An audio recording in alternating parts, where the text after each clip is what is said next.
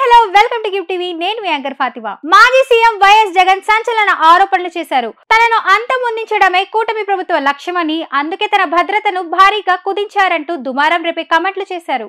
తన భద్రతను కుదించడంపై ఆయన హైకోర్టులో పిటిషన్ వేశారు.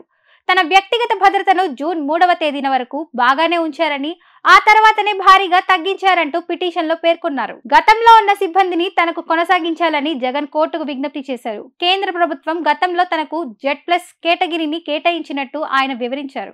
గతంలో తనకు 139 మంది భద్రత సిబ్బంది ఉన్నారన్న వైఎస్ జగన్ కూటమి ప్రభుత్వం దాన్ని 59 మందికి కుదించిందన్నారు. తనకు ప్రాణహాని ఉందనే విషయం కూటమి ప్రభుత్వంకు తెలిసినా సరే కావాలని తగ్గించారంటూ ఆరోపించారు వైఎస్ అధినేత. తన ప్రాణాలను కాపాడేందుకు గతంలో ఉన్న సెక్యూరిటీ సిబ్బందిని కొనసాగించేలా ప్రభుత్వానికి ఆదేశాలు ఇవ్వాలంటూ ఆయన హైకోర్టు పిటిషన్ లో పేర్కొన్నారు.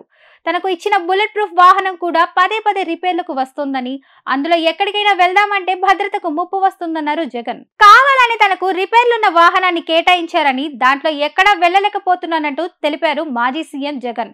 అయితే జగన్ ఆరోపణలపై ప్రభుత్వ వర్గాలు, పోలీసులు అధికారులు తప్పుబట్టారు. జగన్ సీఎం గా ఉన్నప్పుడు వచ్చిన అదనపు సెక్యూరిటీని మాత్రమే తాము కుదించామని, గతంలో ఉన్న సెక్యూరిటీని కుదించలేదని స్పష్టం చేశారు. ముఖ్యమంత్రికి ఉండే సెక్యూరిటీ సిబ్బందిని జగన్ కు కల్పించడం కుదరదని తేల్చి చెప్పాయి ప్రభుత్వ వర్గాలు. వైఎస్ జగన్ పిటిషన్ 2 రోజుల్లో హైకోర్టులో విచారణకు వచ్చే అవకాశం ఉంది. ఒకవేళ కోర్టు జగన్ కు అనుకూలంగా తీర్పు ఇస్తే మాత్రం ఖచ్చితంగా అది కూటమి ప్రభుత్వం మీద ఎఫెక్ట్ చూపిస్తుంది. అలా కాకుండా జగన్ కు వ్యతిరేకంగా తీర్పు వస్తే మాత్రం జగన్ కు మరింత ఇమేజ్ డ్యామేజ్ తప్పదని అంటున్నారు రాజకీయ విశ్లేషకులు. గతంలో చంద్రబాబు కూడా ఇలాగే తనకు సెక్యూరిటీ సిబ్బందిని తగ్గించారంటూ నానా రచ్చ చేశారు. అప్పుడు జగన్ కూడా సెక్యూరిటీ విషయంలో ఏకంగా కోర్టుకే వెళ్లారు. మరి ఎలాంటి తీర్పు వస్తుందో వేచి చూద్దాం.